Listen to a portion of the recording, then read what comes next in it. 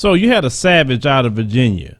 Now he hung a noose with a dummy that looked like a black person on his property, and he spray painted N-word lives don't matter on his property, and everyone could see it from the street. So he was charged for that, for violating the law, and he was sentenced to 6 months in jail for that. Now he felt his free speech rights were violated, and he was going to take his case all the way up to the Virginia Supreme Court. So let's roll that clip. December of 2015, a Franklin County judge sentenced Jack Turner to 6 months in jail for trying to intimidate his neighbors by hanging a noose and dark-colored dummy in his front yard. He also posted a sign saying "Black N-word lives don't matter, got rope."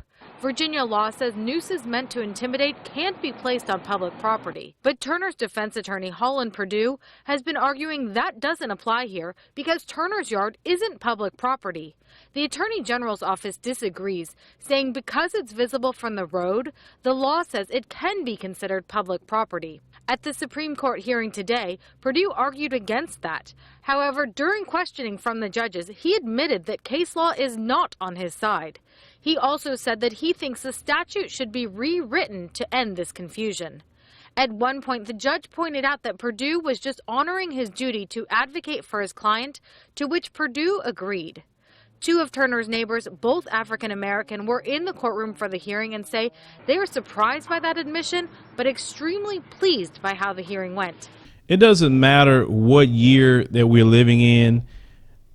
They continue over and over and over and over again to have a sick, demonic obsession with black people.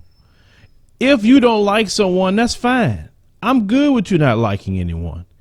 But if I don't like someone, I'm not going to take my time spending my money to buy rope, spending my money to get a dummy to look like the people I don't like. I'm not going to deface my own property for the sake of not liking someone else. I'm just not going to fool with those people. I'm not going to speak with them. I'm going to just keep my distance. That's what I do to people I don't like. But these people are beyond human reasoning. They are beyond people who have decent common sense, because you wouldn't do anything like this. Once again, we have seen the high IQ people get locked up in jail to practice white supremacy. Y'all are the most idiotic people I've ever seen in my life. Why would you go to jail to have hatred for somebody else? But these same people lose their jobs, they lose their reputations, they lose their businesses, because it is like in them. I have to practice hatred. I have to practice racism. I have to practice oppression. I have to practice white supremacy because I have nothing else in my life to do. I don't have my kids to live for. I can't enjoy myself. No, I have to practice white supremacy.